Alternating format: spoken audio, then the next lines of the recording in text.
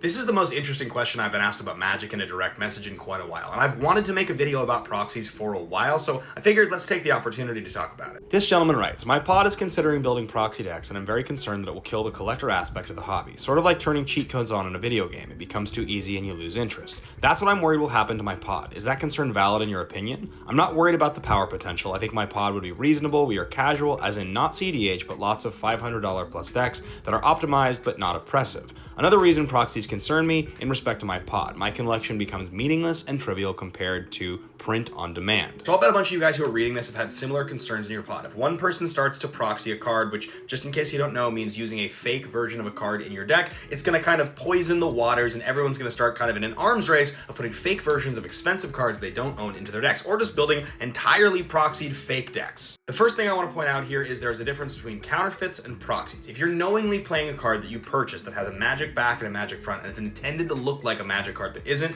I do not support that. I don't support the people selling those or using those. Even cards with magic fronts and fake magic backs aren't my favorite, but at least they are clearly not magic cards if you look closely at them because the back says proxy. However, if you're doing like what I do, what Play to Win does, but lots and lots of people do, which is you take a Sharpie and you write on the back of a card or on a slip of paper, Scalding Tarn or Lion's Eye Diamond or whatever the card that you're using in the deck that you don't have in front of you, think of it as a placeholder. Maybe someday you'll replace that card with a real card, maybe you won't, but for the purpose of that game, you are signaling to the people you're playing with, this is the fake version of the card I'm using because I don't have the real one with me. If you do that, I have no problem with it. Now, I remember in the early days of playing Commander, when I didn't have much of a collection, I remember doing that with a Gaia's Cradle and winning a game, and my friend got very upset. He's like, great, why don't we all put Gaia's Cradles in our decks? Well, once I got the real Gaia's Cradle a year later and beat him with the same deck, he was just as mad. So it's a bit of a complicated topic, right? Which is why it's important to have the Rule Zero conversation, because people are competing. They do want to win, and if they lose to something that you don't own, that you haven't made clear, they have grounds to be a little bit upset. So making the Rule Zero conversation with your play group or any group of strangers you play with, hey, I don't have these cards in real life. I have placeholder versions in this deck. Are you guys cool with that? Make that clear up front. Now, the part of this which is like opening up the conversation to proxies and what happens if you do that, does it dilute the play group? Nobody actually wants to play with their real cards anymore. It can be an issue, and it's a real conversation you want to have with your group. Sometimes you can set limits.